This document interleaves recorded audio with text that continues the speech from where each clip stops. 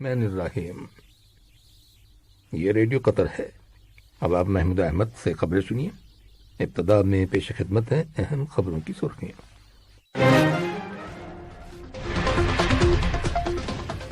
صاحب اسم امیر نے کویت کے امیر کو تعزیتی پیغام اور منگولیا کے صدر اور بہاماس کے گورنر جنرل کو مبارکباد کے پیغامات ارسال کیے ہیں۔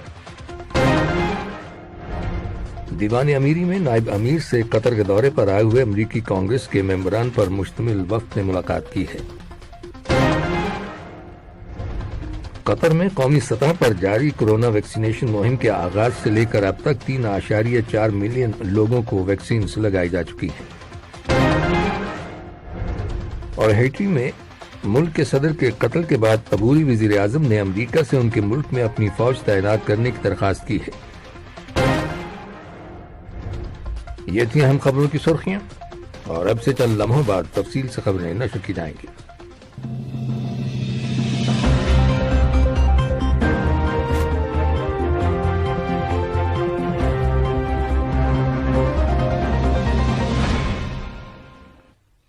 جب آپ تفصیل سے خبریں سنیے۔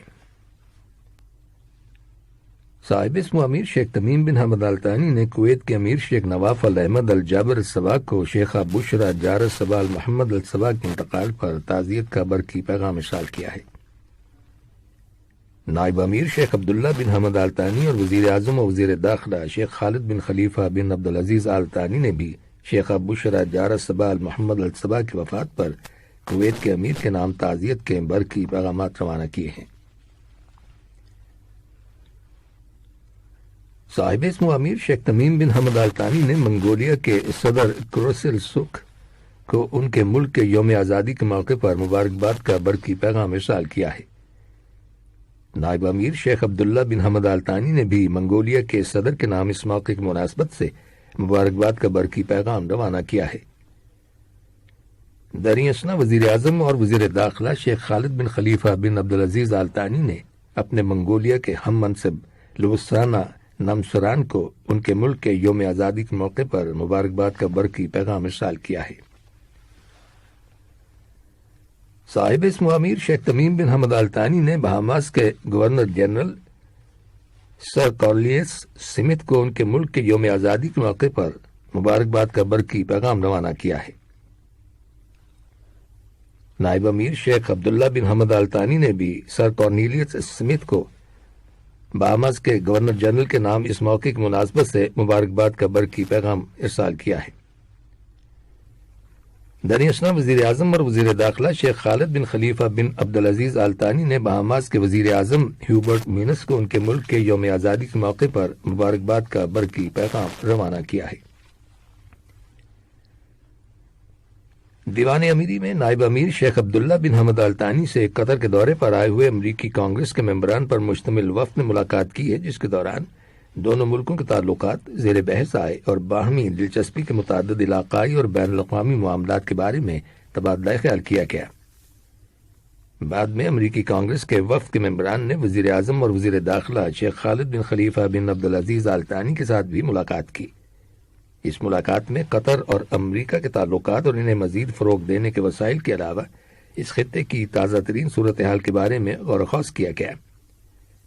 امریکی کانگریس کے وفد نے نائب وزیر اعظم اور وزیر خارجہ شیخ محمد بن عبد الرحمن آل-تھانی کے ساتھ ملاقات کی، جس میں اس خطے کے اندر امن قائم رکھنے کے لیے قطر کے رول اور اس کی کوششوں کا جائزہ لیا گیا۔ علاوہ ازیں باہمی دلچسپی کے دیگر علاقائی اور بین الاقوامی موضوعات بھی زیر بحث آئے۔ قطر نے مالی اور صومالیہ کے دارالحکومت مقدیشو میں ہونے والے دھماکوں کی شدید الفاظ میں مذمت کی ہے۔ ان دھماکوں میں درجنوں افراد ہلاک اور زخمی ہو گئے۔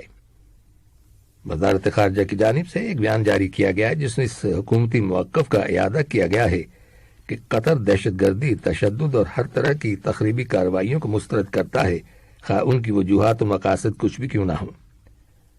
وزارت خارجہ کے بیان میں ہلاک شدگان کے خاندانوں، حکومت اور عوام سے تعزیت کا اظہار کیا گیا ہے اور زخمیوں کی جلد صحتیابی کی تمنا کی گئی ہے۔ یہ خبریں ریڈیو قطر سے نشر کی جا رہی ہیں۔ وزارت صحت نے اعلان کیا ہے کہ ملک کے اندر گزشتہ 24 گھنٹوں کے دوران کرونا وائرس کے 86 نئے کیسز رجسٹر کیے گئے ہیں، جن میں سے 54 کا تعلق مقیم لوگوں سے ہے، جبکہ 32 کیسز کا تعلق ان افراد سے ہے جو حال ہی میں بیرون ملک سے دوحہ آئے ہیں۔ وزارت صحت نے کرونا وائرس کے مزید 135 مریضوں کے صحت یاب ہو جانے کی تصدیق کی ہے، جس کے بعد شفا پانے والے افراد کی مجموعی تعداد اب 2,21,295 ہو گئی ہے۔ ملک کے اندر قومی سطح پر جاری ویکسینیشن مہم کے آغاز سے لے کر اب تک 3.4 ملین لوگوں کو ویکسینز لگائی جا چکی ہیں۔ دریں اثنا حکومت نے قطر میں آنے والے ان تمام ٹریولرز کے لیے جنہوں نے قطر میں آنے سے کم 12 گھنٹے پہلے تمام مطلوبہ ڈاکومنٹس فراہم کر دیے ہوں گے، اعتراض ایپ کی ویب سائٹ پر ایک پری رجسٹریشن طریقہ کار متعارف کرایا ہے۔ وزارت صحت اس نئے طریقہ کار کو اپنائے گی تاکہ ٹریولرز کے قطر میں داخلے کے عمل کو یقینی اور آسان بنایا جا سکے۔ یہ پروسیجر سمندری، فضائی اور زمینی راستوں سے آنے والے صرف ان ٹریولرز کے لیے ہوگا جو کرونا وائرس کی ویکسین لے چکے ہوں گے اور مکمل طور پر ویکسینیٹڈ ہوں گے۔ مقبوضہ مغربی کنارے کے علاقے میں 84 یہودی آبادکاروں نے، جنہیں اسرائیلی پولیس کی بھرپور پشت پناہی حاصل تھی، آج مسجد اقصی کے صحن پر دھاوا بول دیا۔ وہ بہت دیر تک صحن میں چکر لگاتے رہے اور اشتعال انگیز حرکتیں کرتے رہے اور پھر مسجد کے باب السلسلہ کی سائٹ سے باہر نکل گئے۔ یاد رہے کہ گزشتہ جون کے مہینے میں 1,700 سے زیادہ یہودی آبادکاروں نے مسجد اقصی کے احاطے پر دھاوا بول دیا تھا۔ سن 2003 کے بعد سے اسرائیلی پولیس نے یہودی آبادکاروں کو مسجد کی مغربی دیوار پر واقع مغربی گیٹ کے ذریعے مسجد پر دھاوا بولنے کی کھلی چھٹی دے رکھی ہے۔ کابل سے آمدہ رپورٹس کے مطابق افغانستان کے شہر قندھار کے گرد و نواح کے علاقے میں افغانستان کی فوج اور طالبان جنگجوؤں کے مابین مسلسل لڑائی کے پیش نظر بھارت کی حکومت نے قندھار میں اپنے قونصل خانے کے سفارتی عملے کو وطن واپس بلا لیا ہے اور کہا ہے کہ بھارتی اسٹاف کی واپسی وقتی طور پر کی گئی ہے۔ واضح رہے کہ افغانستان سے حال ہی میں امریکہ اور اس کے اتحادی ممالک کی افواج کی واپسی کے دوران طالبان جنگجوؤں کے حملوں میں تیزی آ گئی ہے۔ رائٹرز خبر رساں ایجنسی کا کہنا ہے کہ طالبان نے ملک کے کئی اضلاع پر کنٹرول حاصل کرنے کا دعویٰ کیا ہے۔